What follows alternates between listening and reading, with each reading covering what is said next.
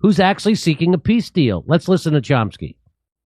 Well, there is fortunately one statesman in the United States and Europe who has laid out, a person of a high political figure who has made a very sensible statement about how you can solve the crisis, namely by facilitating negotiations instead of undermining them, and moving towards establishing some kind of accommodation in Europe.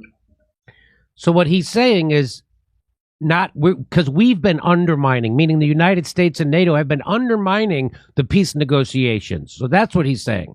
Where instead of doing that, maybe along in which there are no military alliances, but just mutual accommodation.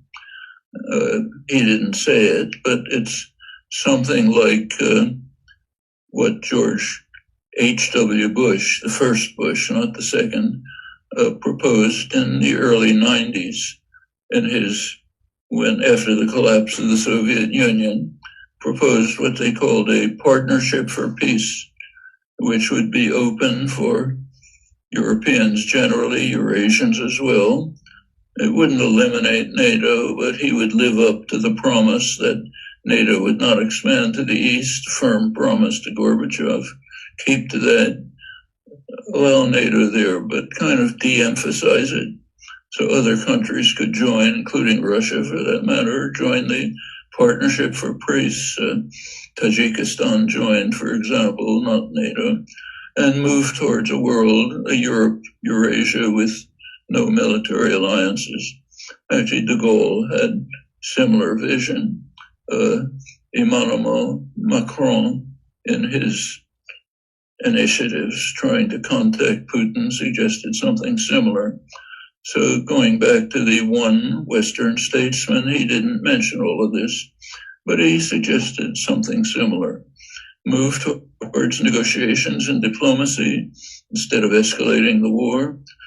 Try to see if you can bring about an accommodation, which would be roughly along these lines.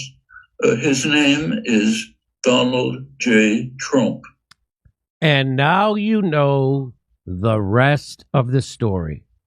Boy, talk about a buildup. Did that guy bury the lead or what? Mm-hmm. But the whole point of that was Chomsky, who, by the way, is the biggest Donald Trump maniac in the world. There's nobody has Trump derangement syndrome worse than Chomsky. So that's why if Chomsky is making the point that the only Western statesman who's offering a peace initiative is Donald Trump, I think we should listen to it. And why should we?